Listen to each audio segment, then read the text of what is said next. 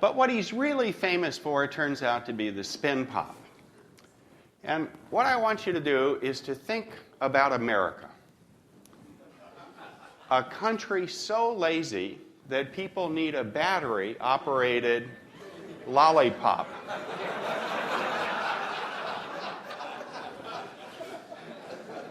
Think about that for a moment. You're so lazy, you're not going to turn the lollipop. You need a battery.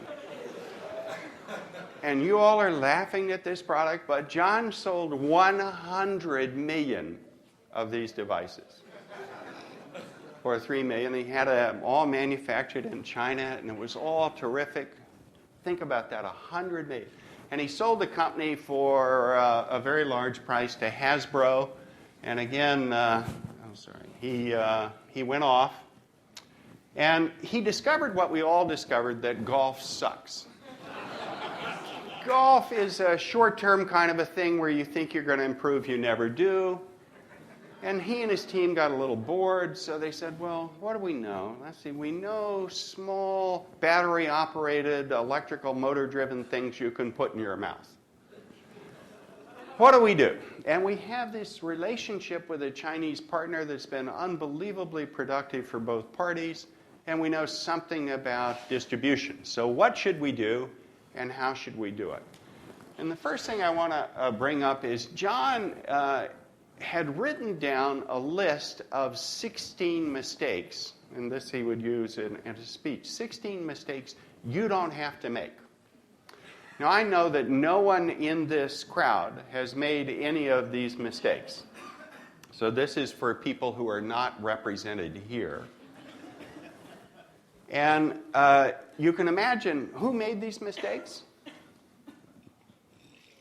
Well, John made these mistakes, and he wrote them down, and he tried to design a company that wouldn't have any of these mistakes. I've just given you 6 out of the 16. But it was a very conscious process about trying to say what's worked and what hasn't worked, and we'll come back to that theme in a moment. Now, John and his colleagues went to Walmart, and they observed the following. They said on the one end you have manual toothbrushes. There have been no innovations in manual toothbrushes for 100 years. The other end you have electric toothbrushes. That was the last innovation in the oral care market. But there seems to be some kind of gap between these two, roughly the size of the Grand Canyon. So John thought, what if, well, no, I'll do one other thing. He also noted that Braun, which made electric toothbrushes, seemed to have a profitable replacement business.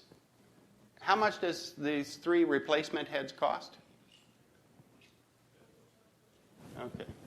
So the answer is $32. Now I want you to tell me what profit margin you think they have.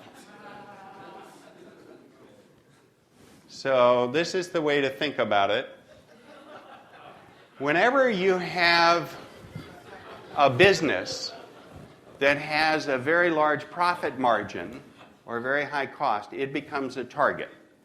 And so John took these two things, the gap between the manual toothbrush and the electric and the fact that people were making huge amounts of money, and said, what if I take the manual toothbrush and the electric lollipop and created a battery-driven toothbrush? Now, I want you to think of the irony here of the man who rots your teeth going to work and clean your teeth.